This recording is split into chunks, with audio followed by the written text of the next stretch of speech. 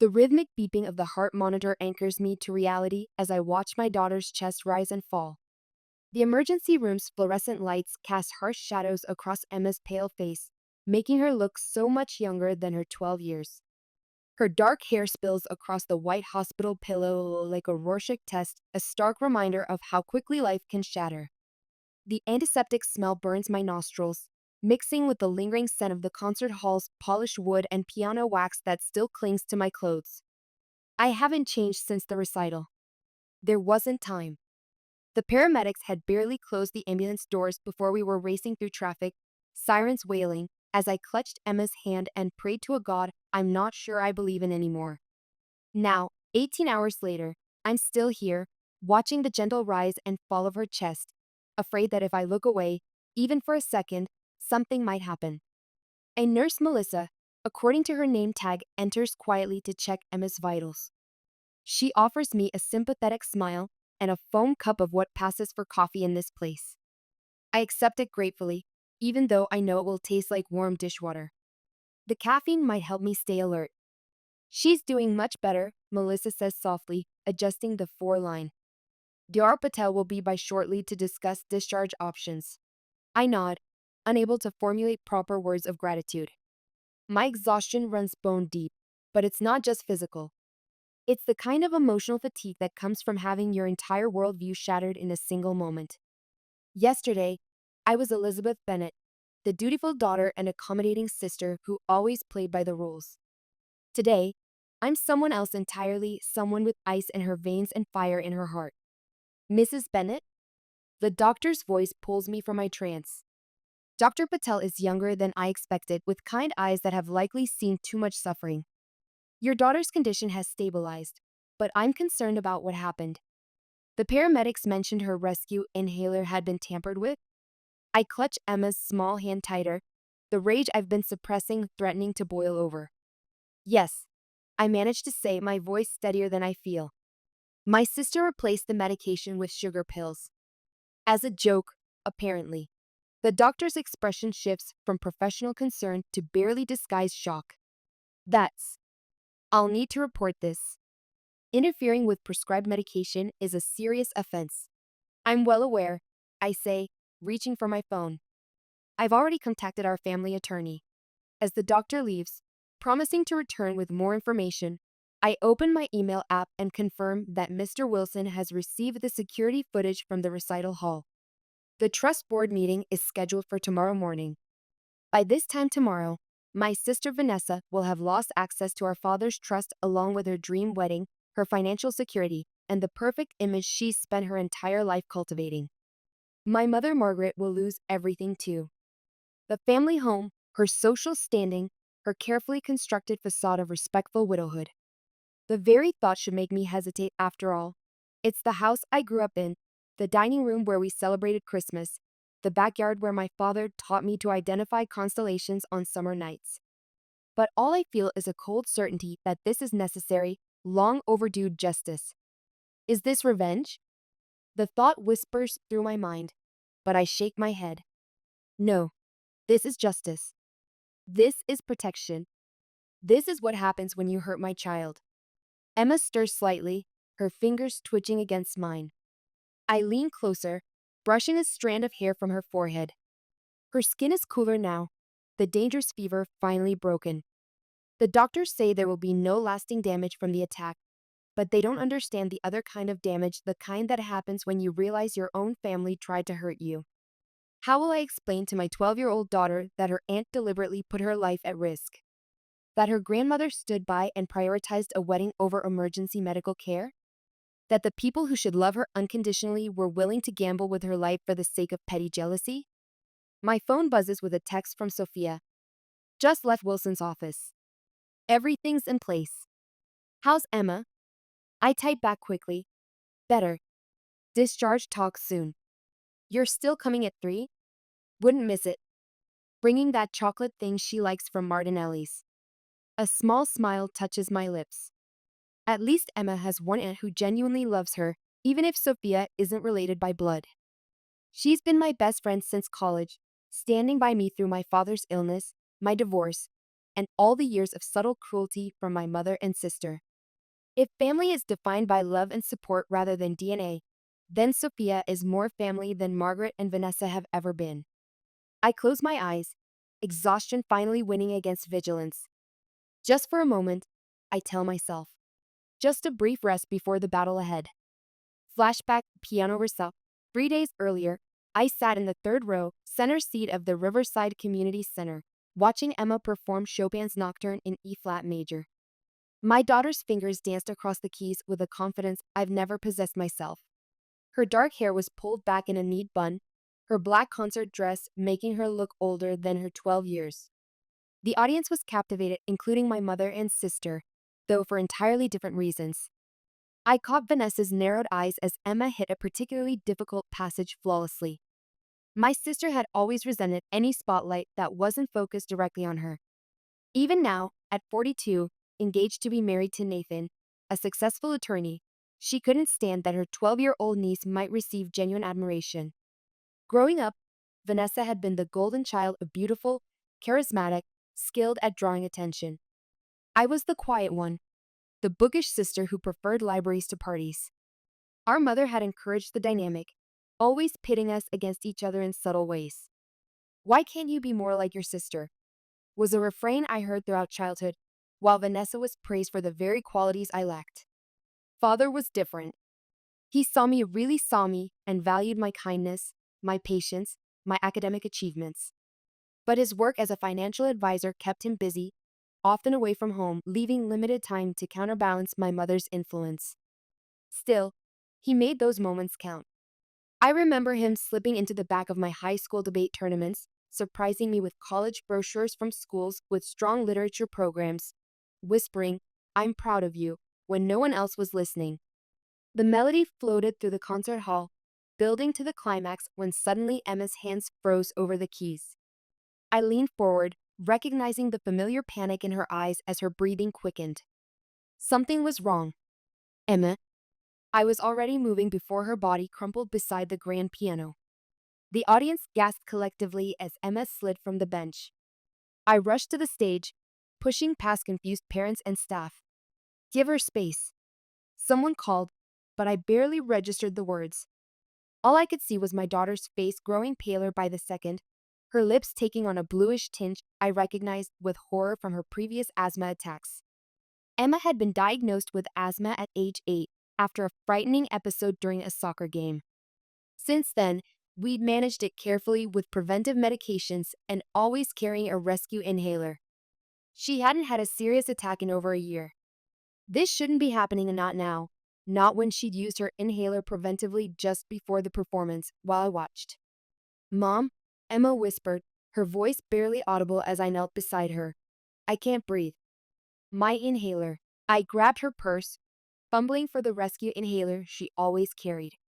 When I found it and attempted to administer the dose, nothing happened. No medication released, just an empty puff of air. Panic rising, I examined it more closely, only to find what looked like white sugar granules instead of medication. "Someone call 911.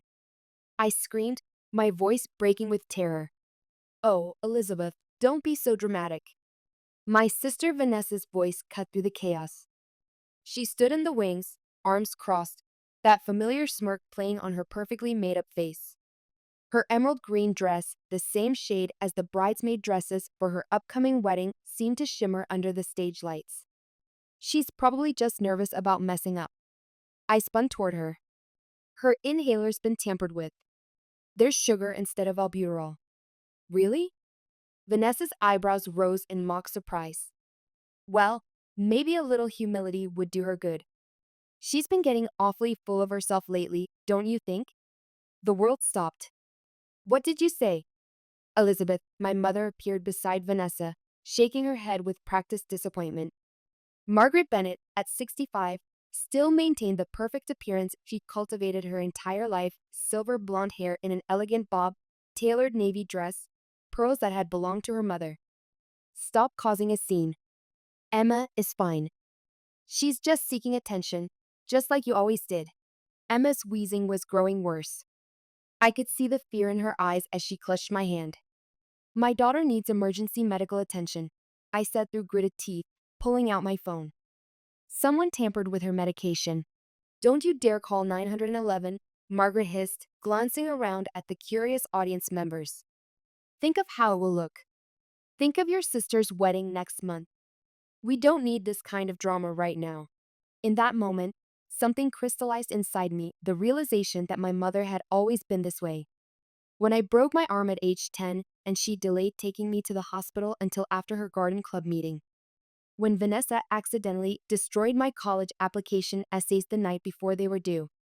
When my mother convinced my high school boyfriend I was cheating on him because she thought he wasn't good enough for the family. This was just the latest, most dangerous manifestation of a lifelong pattern. But this time, it wasn't just me they were hurting. It was my child. I hit the emergency dial anyway, watching Vanessa's smile fade slightly. Yes, my daughter's collapsed at the Riverside Community Center. She has severe asthma, and someone's tampered with her medication. As the paramedics rushed in minutes later, I heard my mother whisper to Vanessa, "She's always been jealous of the attention you get. This is probably just another one of her stunts." I watched them wheel my baby toward the ambulance, her small hands still reaching for mine. The stage lights felt too bright, the whispers of the audience too loud. My sister's words echoed in my head. A little humility would do her good. That's when something inside me changed. Maybe it was the way Emma's fingers had trembled as she grasped my hand, or maybe it was 4 decades of swallowing my sister's cruelty while our mother looked the other way.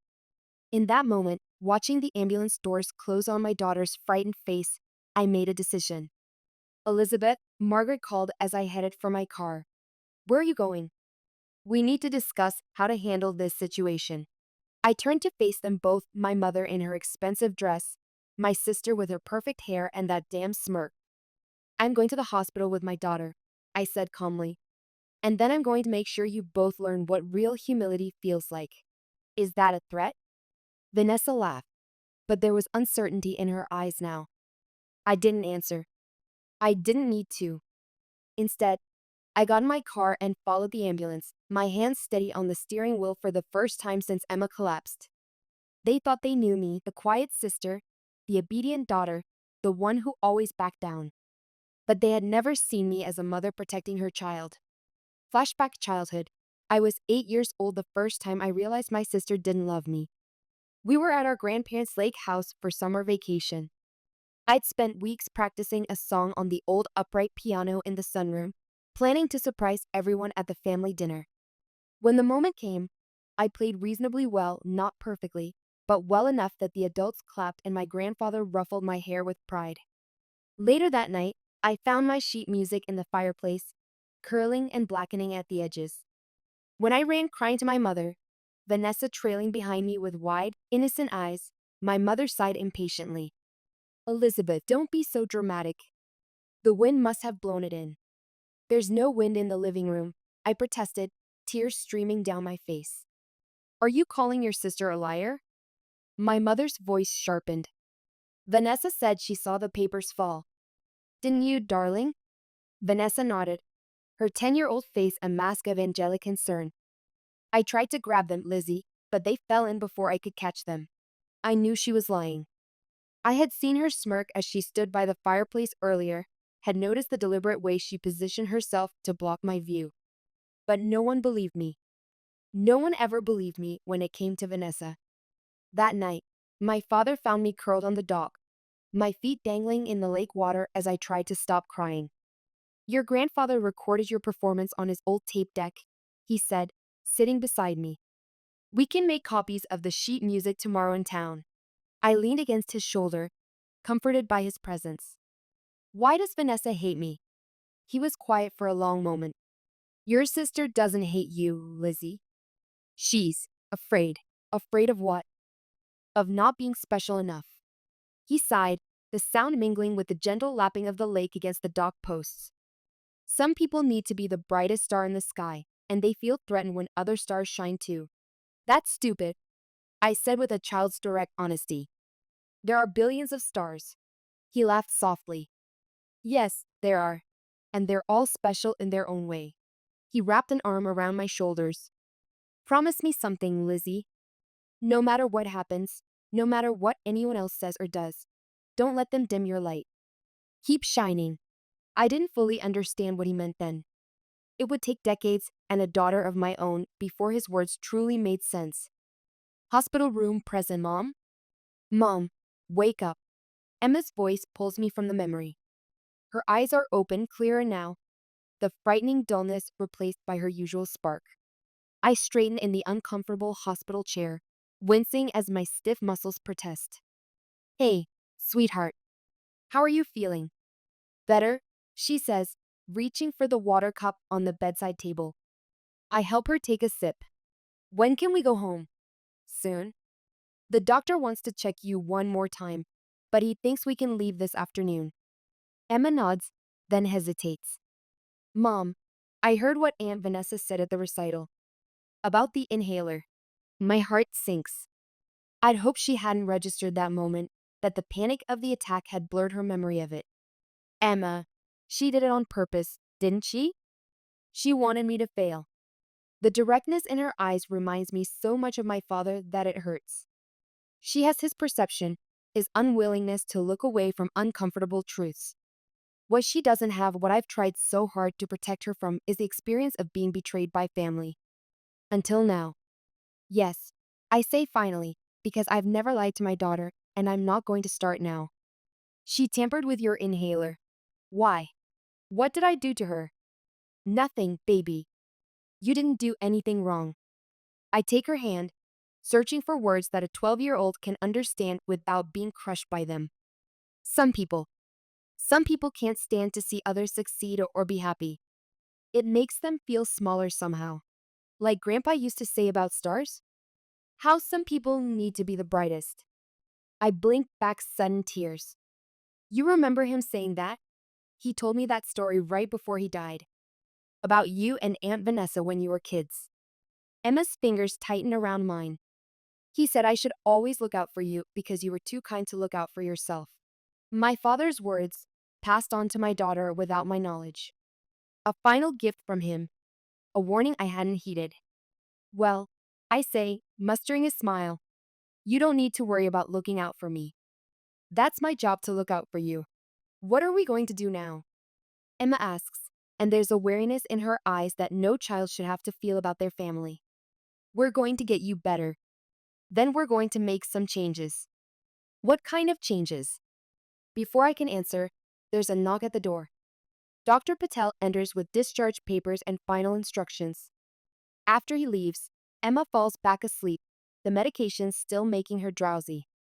I use the time to make several calls to Mr. Wilson confirming tomorrow's meeting, to Emma's school explaining her absence, and finally to Nathan, my sister's fiancé. Elizabeth? He sounds surprised to hear from me. How's Emma?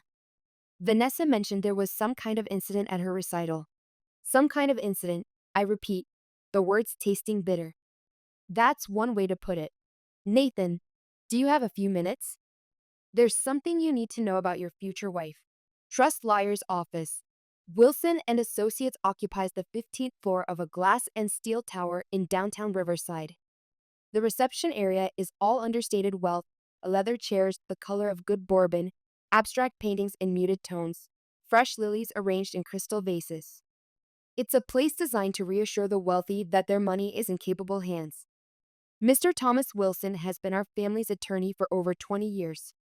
He handled my father's estate after his death 3 years ago, and he's been overseeing the trust that supports my mother, funds Vanessa's lifestyle, and provides Emma's educational expenses. My sister and mother have always viewed him as their ally, the person who approves their spending and handles the tiresome details of wealth management. What they don't know is that my father spent hours with Wilson before his death, restructuring the trust to include safeguards they never bothered to read about. Sophia sits beside me in Wilson's office, her expression grave. As a certified public accountant, she understands better than most the financial implications of what we're about to do. So let me get this straight, Mr. Wilson says, adjusting his glasses as he reviews the documents spread across his mahogany desk. Your sister has already committed to over $150,000 in wedding expenses through the trust. I nod, pulling up the transaction history on my phone. Venue deposit, catering, flowers, wedding planner, all scheduled to be paid next week. The wedding planning had been the only topic of conversation at family gatherings for the past 6 months. Vanessa and Nathan had chosen the exclusive Willow Creek Country Club, the same place where my parents had celebrated their 40th anniversary shortly before my father's diagnosis. The irony doesn't escape me. And you have video evidence of her deliberately endangering your daughter, plus medical records and witness statements? I slide the USB drive across his desk. Everything's there. The recital hall security system had captured the entire incident from multiple angles, including Vanessa's damning admission. The stage manager, horrified by what he'd witnessed, had personally compiled the footage and sent it to me late last night. Mr. Wilson plugs in the drive and watches the footage, his expression darkening when Vanessa's voice comes through. Maybe a little humility would do her good. He winces visibly.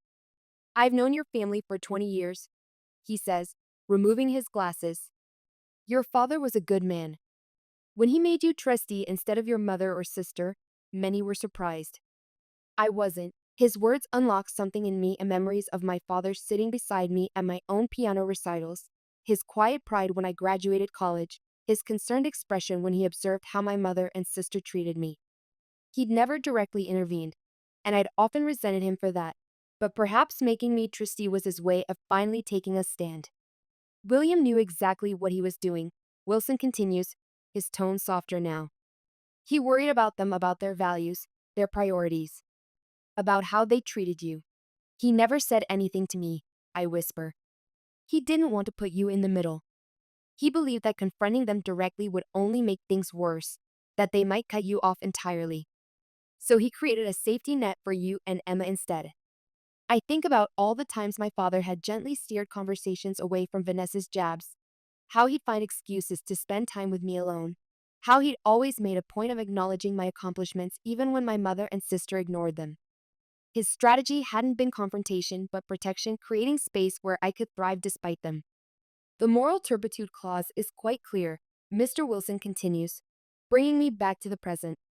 Your father was very specific about protecting the trust from any beneficiary who demonstrated malicious intent or criminal behavior. So I can stop the payments? You can do more than that. He taps the original trust document. You can freeze her access entirely, permanently. Your mother's as well, given her involvement and the financial irregularities we've been monitoring. Financial irregularities? Sophia asks, leaning forward. Wilson hesitates, glancing at me. Your father asked me to keep an eye on certain spending patterns. For the past 2 years, there have been regular transfers from the trust to your mother's personal account, labeled as maintenance expenses. These expenses don't match any of the approved categories outlined in the trust. My phone buzzes with another text from Vanessa. Where are you? Venue needs final payment today. I ignore it, just as I've ignored the 15 previous messages. How quickly can we make this happen? I can file the paperwork immediately. Wilson begins typing. But you should know, this will cause quite a stir. Family trusts are meant to protect family. Family, I finish, is exactly what I'm protecting. Outside in the parking lot, Sophia grabs my arm. Your phone's been blowing up. Indeed, there are 20 new messages, growing increasingly panicked. Elizabeth, payment didn't go through. Venue threatening to cancel. Answer your phone. Then one from my mother. Whatever you're doing, stop it immediately. You're embarrassing the family. It's starting, Sophia says quietly. Good.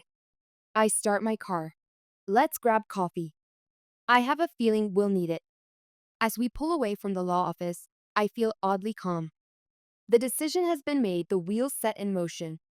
There's no going back now, but strangely, I don't want to. For the first time in my life, I'm not second-guessing myself, not wondering if I'm being too harsh or unreasonable. My daughter could have died because of Vanessa's jealousy and my mother's enabling. What I'm doing isn't revenge. It's justice. It's protection. It's what my father would have wanted.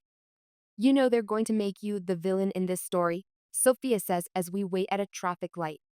Margaret's already spinning it as you being jealous of Vanessa's wedding. I can't help but laugh. Jealous? Of a woman who's so insecure she tried to hurt a child to feel better about herself? They'll say you're overreacting, that it was just a prank gone wrong. Let them. The light turns green, and I accelerate perhaps a bit too forcefully. I've spent my entire life caring what they think. I'm done. My phone rings, Nathan this time. I put it on speaker.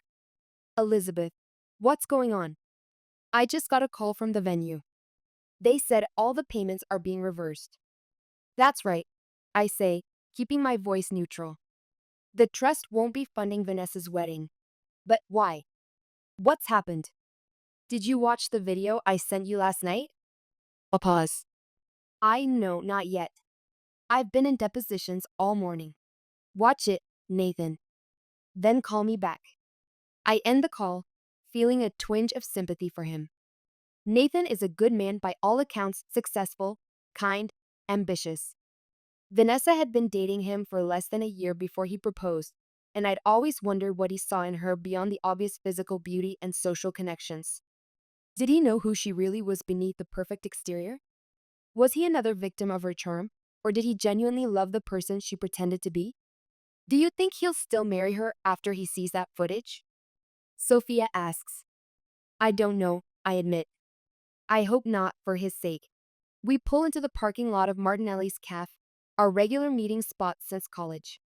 As we make our way inside, I catch a glimpse of my reflection in the glass door, hair in a messy ponytail, yesterday's clothes rumpled from sleeping in the hospital chair, dark circles under my eyes.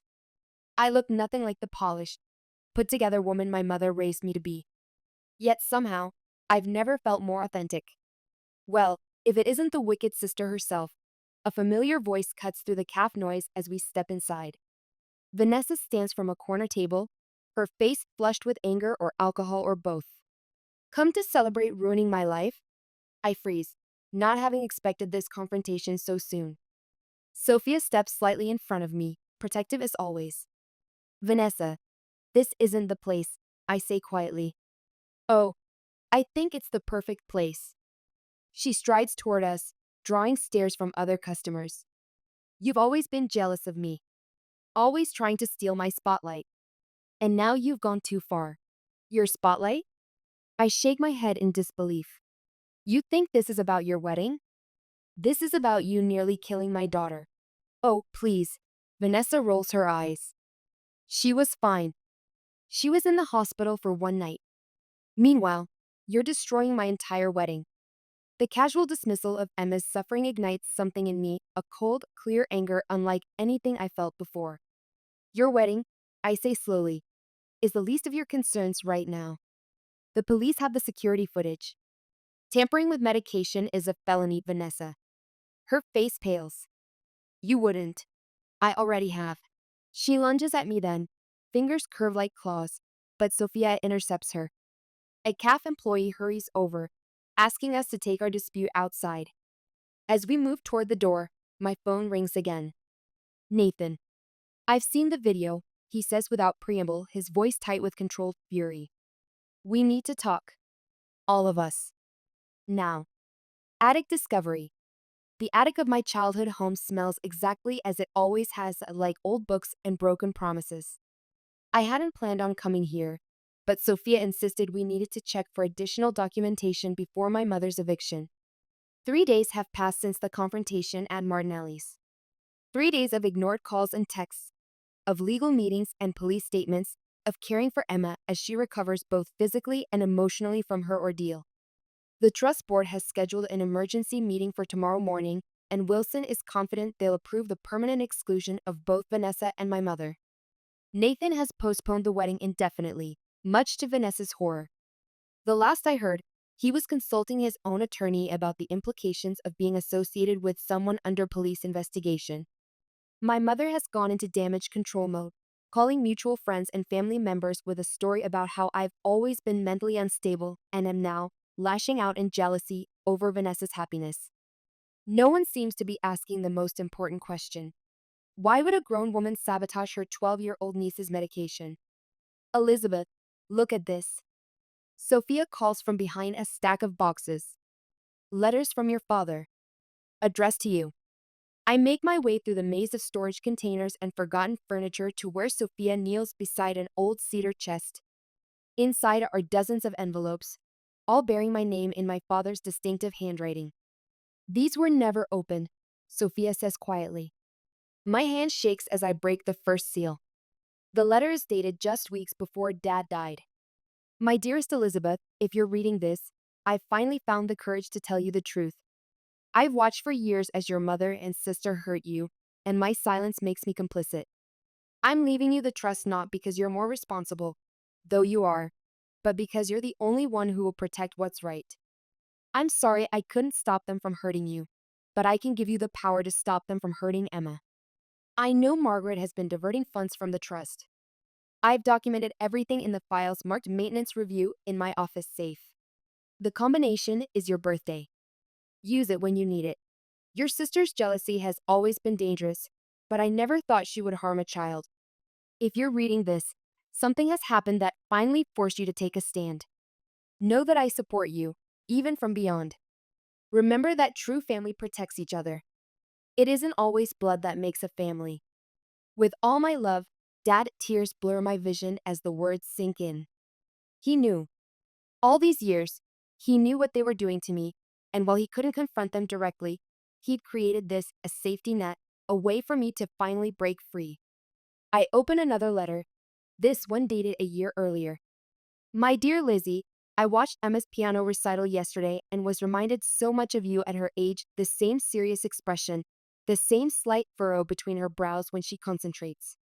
She has your talent, but more importantly, she has your heart. Margaret made another comment today about how Emma needs to learn her place. I fear what that might mean coming from her. Please watch your daughter carefully when she's around your mother and sister. Their resentment seems to be transferring to a new generation, and I worry about what they might do. I've increased Emma's educational trust allocation.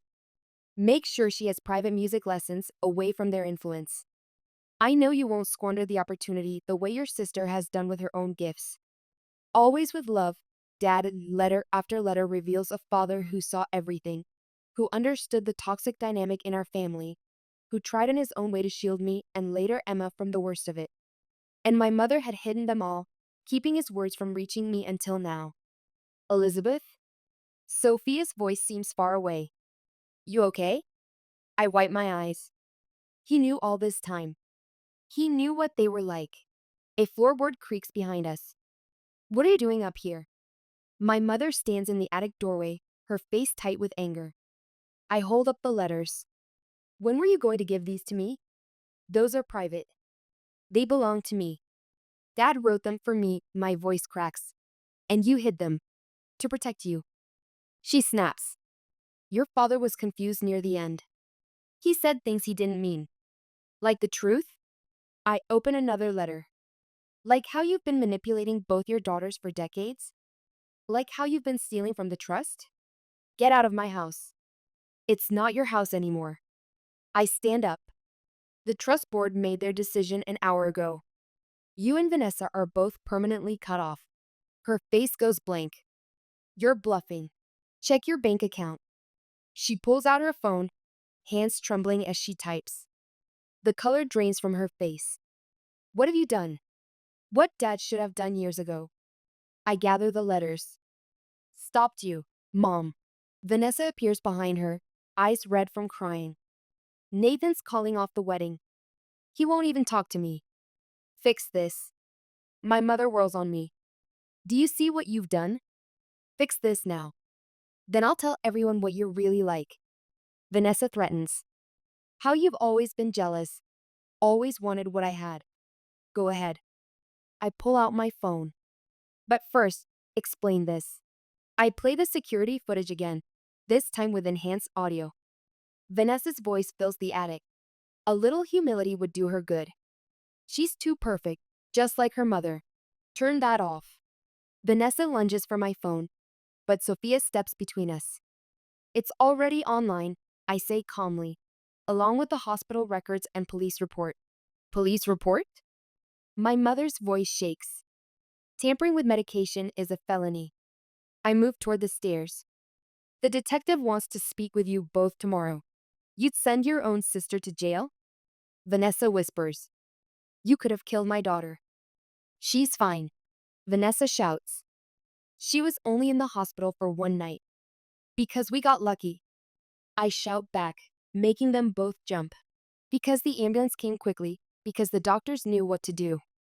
But you didn't know that when you tampered with her inhaler, did you?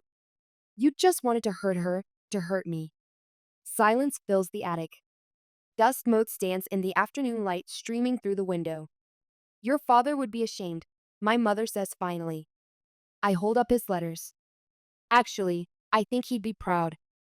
He left me these letters and the trust for exactly this moment, when someone needed to protect this family from you too. My phone buzzes. A text from Emma's nurse. She's asking for you. I have to go, I say, heading down the stairs.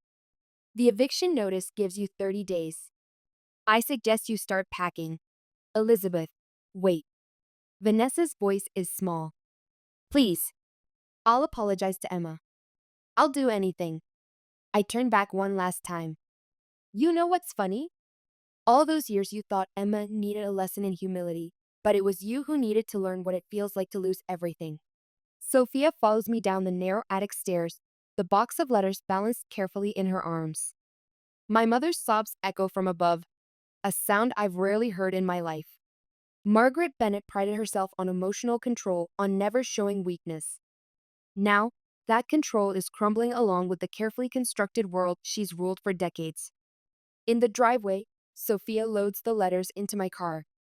Are you okay? I stand for a moment, looking at the house where I grew up, the colonial with its perfect lawn and carefully tended flower beds. Every inch of it represented my mother's pursuit of appearances over substance. The immaculate exterior hiding the dysfunction within. Better than I've been in years, I answer honestly. Like I've been carrying a weight I didn't even know was there, and suddenly it's gone. What will you do with the house? I consider this as we get into the car. Sell it, I think. Use the money for something good, maybe a scholarship fund for young musicians. Your father would have liked that. Yes, I smile faintly. He would have. As we drive away, I glance in the rearview mirror. My mother and sister stand in the doorway, watching us leave. They look diminished somehow, smaller without their power and secrets. My phone buzzes with another text, this time from an unknown number. You made a terrible mistake. Blood is thicker than water. They're not giving up, Sophia observes as I show her the message. No, I agree. But neither am I. Police station. Detective Rivera's office is small but orderly, with a window overlooking the police station parking lot. From his desk, you can just make out the edge of the riverside walking path where families stroll on weekends. Emma and I walked there countless times when she was younger, stopping to feed the ducks and watch the boats. Mrs. Bennett, he begins, shuffling through the folder before him. I've reviewed the security footage from the recital hall, as well as the hospital reports and witness statements. I have to say, this is an unusual case. Unusual how? I ask, though I already know the answer. Most cases of medication tampering involve some kind of financial motive, insurance fraud, trying to get prescription drugs. Family members deliberately endangering children for. What would you call this? Spite. Jealousy? It's rare, but not unheard of, I suggest. He sighs. Unfortunately, no. Not unheard of. He taps a pen against the folder. The doll will make the final call, but based on the evidence, we're looking at serious charges. Reckless endangerment at minimum, possibly attempted assault.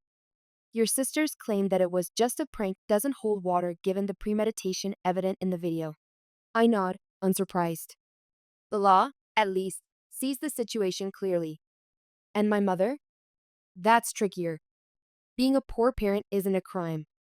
Enabling someone else's criminal behavior can be, but proving it requires showing she knew beforehand what your sister was planning. She didn't stop it when she found out, I point out. She tried to prevent me from calling 911. Again, morally reprehensible but legally complex. We'll continue investigating. He closes the folder. Mrs. Bennett, I should warn you, cases like this, involving family, they can get ugly. Are you prepared for that? Am I prepared? I think about all the years of subtle cruelty, the way my mother and sister chipped away at my confidence, the way they've already begun trying to discredit me to friends and extended family. I think about Emma in that hospital bed, about the fear in her eyes when she couldn't breathe, about my father's letters, hidden away all this time. I've lived with ugly for 40 years, detective. The difference is now it's out in the open where everyone can see it. He nods, understanding in his eyes. One more thing, your daughter. We'll need her statement, but I'll make it as easy on her as possible. Child Services might want to do an evaluation as well, standard procedure in cases involving minors. She'll be ready. Emma's stronger than anyone knows. Outside the police station, the early autumn air carries the scent of fallen leaves and wood smoke. I breathe deeply, filling my lungs with it. When I was married to Emma's father, David, we'd spend October weekends in the mountains, hiking through forests of gold and crimson. The marriage hadn't lasted. His career as a surgeon took precedence over everything, including his family, but those autumn memories remained precious. David had been supportive when I called to tell him what happened, offering to fly in from Seattle where he now lives with his new wife and their toddler son. I declined, knowing that while he cares for Emma, their relationship has always been more distant than either would like. He sends birthday and Christmas gifts, calls on weekends, takes her for 2 weeks each summer. But the day-to-day raising of our daughter has been my responsibility alone. Except that's not quite true. My father helped, in his quiet way, setting up the educational trust for Emma, encouraging her musical talent, being a steady presence in her life until his death 3 years ago. And Sophia has been there too, attending recitals, helping with homework when I worked late, being the supportive aunt that Vanessa never was. Family isn't just blood, Dad had written. It's a choice. My phone rings, Nathan again. He's called several times since seeing the video, each conversation more difficult than the last. He's a good man caught in an impossible situation, torn between his feelings for Vanessa and the undeniable evidence of her cruelty.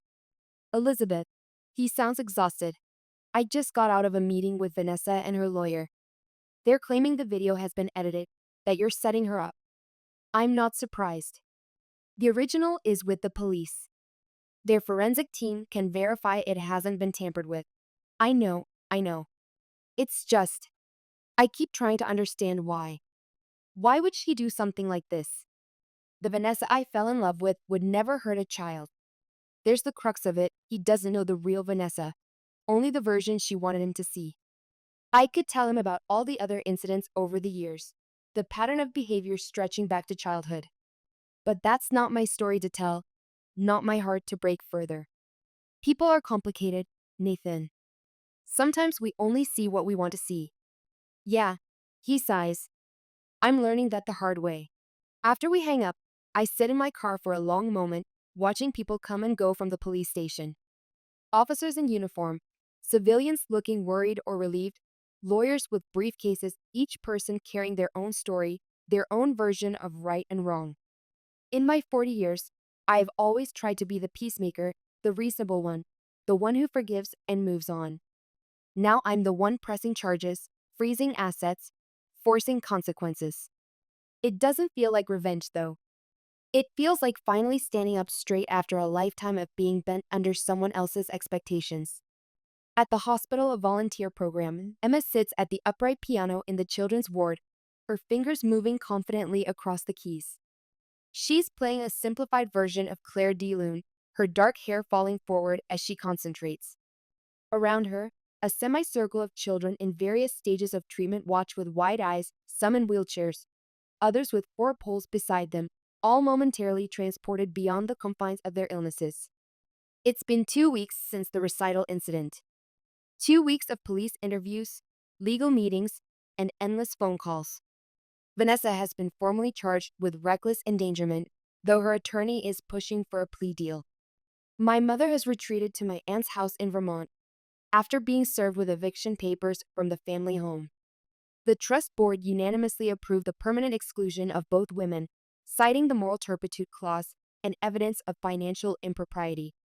Through it all, Emma has shown a resilience that continually amazes me.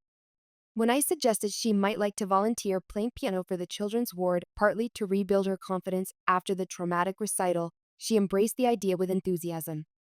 Now, Watching her surrounded by appreciative young listeners, I see no trace of the fear that paralyzed her on stage 2 weeks ago. She's got a gift, says Dr. Myers, the pediatric ward director, standing beside me in the doorway. Not just for music, for connecting. The kids respond to her. She's always been that way, I say proudly.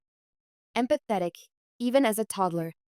She once gave her favorite stuffed animal to a crying child in a restaurant. We could use her here regularly if she's interested. Music therapy does wonders for recovery rates, especially with long-term patients. I think she'd like that. As the impromptu concert ends, the children applaud enthusiastically. A small girl with a colorful headscarf approaches Emma shyly, whispering something in her ear. Emma nods, then begins playing again, this time, Let It Go from Frozen, much to the delight of her audience who immediately starts singing along. My phone buzzes with a text from Sophia. Wilson called. House is officially on the market. 3 showings already scheduled. Another message follows immediately. Also, Vanessa's trying to access emergency funds from her personal account. Bank declined per trust restrictions. I put the phone away without responding. Those concerns seem distant here, in this room filled with music and the laughter of children who face challenges far greater than anything my sister or mother could understand. Emma catches my eye across the room and smiles a genuine, joyful smile that reaches her eyes. In that moment, I know with absolute certainty that we're going to be okay. Later, as we walk to the car, Emma links her arm through mine. Can we do this every week? Playing for the kids? If you want to, I say. The Myers would be thrilled. I do want to. She's quiet for a moment, then adds, It's funny how something good came out of something so awful. If Aunt Vanessa hadn't done what she did, we might never have started coming here. I stop walking, struck by the wisdom in her observation. That's a very mature way of looking at it. She shrugs. Grandpa used to say that even the worst storms help flowers grow eventually.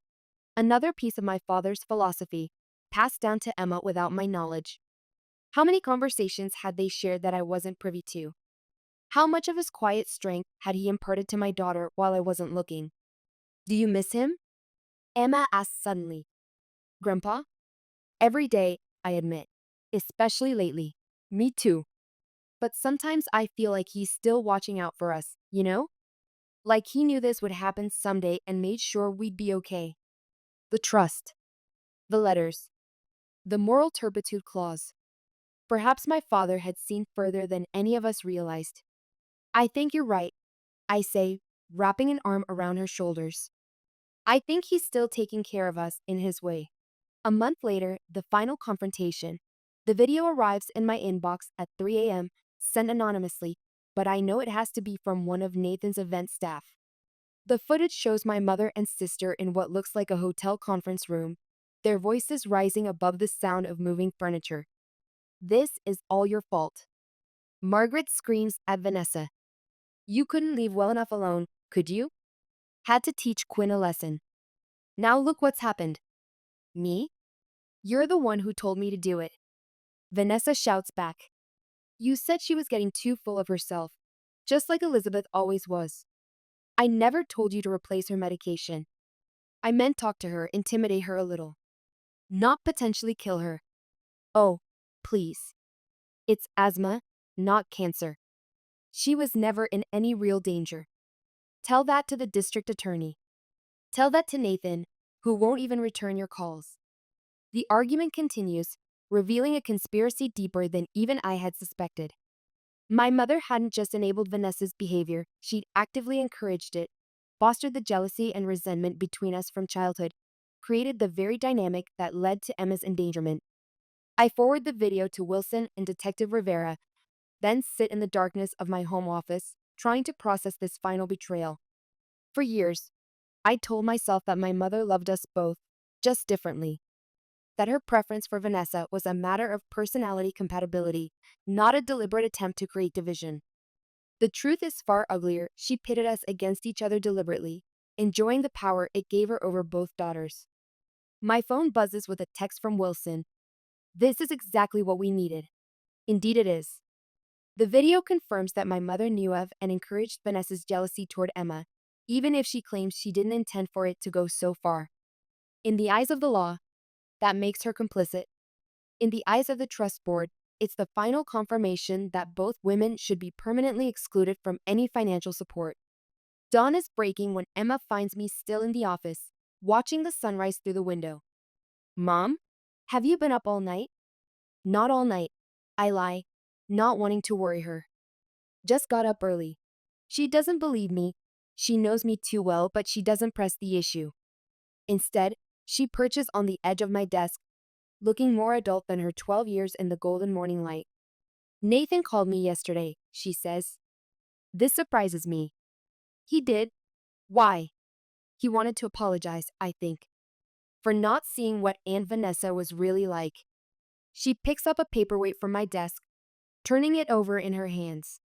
He asked if I thought people could change, if someone like her could ever become better. What did you tell him? She's quiet for a moment, her expression thoughtful.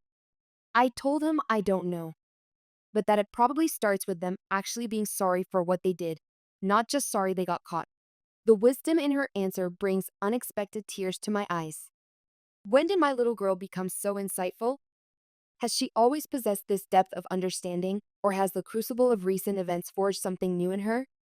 That's a good answer, I say finally. A very good answer. Are you going to forgive them? She asks. Grandma and Aunt Vanessa? It's the question I've been wrestling with since that day at the recital. What does forgiveness look like in a situation like this? Does it mean allowing them back into our lives? Restoring their financial support?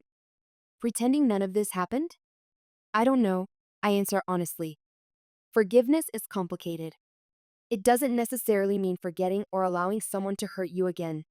Emma nods, seeming satisfied with this answer. Can we visit Grandpa's grave today? I have something I want to tell him. Cemetery epilogue. Autumn leaves dance across my father's headstone as Emma and I approach with fresh flowers. She carries a single red-tipped rose, his favorite, and something else clutched in her small hand. Can I do it, Mom? I nod, watching as she places the rose against the granite, then carefully sets a single sugar candy beside it, our private joke now, a reminder of how everything changed. I played Chopin again yesterday, Emma tells the headstone. All the way through this time, no interruptions. The Nocturne in E-flat major, the piece she was playing when she collapsed a month ago. She'd been hesitant to attempt it again, but last week she decided it was time. I sat in the music room of our house, watching her fingers move confidently across the keys, hearing the beauty she created. When she finished, we both cried, not from sadness, but from the pure release of reclaiming something that had been taken from her. My phone buzzes. Another message from my mother, forwarded by her attorney. I delete it without reading, just like all the others. The last one I'd opened had been the same mix of half apologies wrapped in guilt and manipulation. If you'd just talked to me, we could work this out as a family. Family. As if that word alone should excuse any behavior, justify any cruelty. As if sharing DNA creates an unbreakable obligation to endure abuse. Mom? Emma points toward the cemetery entrance. Isn't that Aunt Vanessa's ex-fiancé? Nathan walks toward us, hands in his pockets against the autumn chill. He looks thinner than when I last saw him, shadows under his eyes suggesting sleepless nights. I heard Vanessa moved away, he says when he reaches us. Some small town out west, changed her name. I nod. The private investigator's report had come last week. She was working as a waitress, drowning in debt now that the trust money was gone. Her plea deal with the district attorney required community service and mandatory therapy, but no jail time, a lighter consequence than I'd expected, but perhaps appropriate. Prison wouldn't fix what's broken in my sister. I wanted you to know I testified at the disciplinary hearing about what happened to Emma, Nathan continues. Emma squeezes my hand. The medical board had suspended our family doctor for covering up the medication tampering at my mother's request, one more consequence neither of them had foreseen. The web of complicity had spread wider than any of us initially realized, revealing a pattern of enablers who had looked the other way while my mother and sister's toxic behavior escalated over the years. Thank you, I say quietly. Is it true about your mother? That she lost the house? The trust sold it last week. I smile slightly. to a lovely family with 3 children. The proceeds are going to a children's hospital. Dad would have liked that. The family that purchased the house had reminded me a little of what ours could have been: a kind-faced father, a mother who laughed easily, children who clearly adored each other. They planned to convert the formal dining room where my mother had hosted her meticulous, joyless dinner parties into a combined art studio and music room for the children. The transformation seemed fitting somehow. Emma tugs my sleeve. Can I go play by the oak tree? Just for a minute? I watch her skip away, her dark hair catching the sunlight. She's stronger now, more confident. The nightmares about the recital have finally stopped, replaced by excited planning for her volunteer work at the hospital and the chamber music competition her teacher has encouraged her to enter. She's resilient, Nathan observes. She is. I turn back to my father's grave. More than any of us knew. Your mother's been calling my office, Nathan says after a moment, trying to get me to help her appeal the trust decision. Says she's living in some tiny apartment now. Good.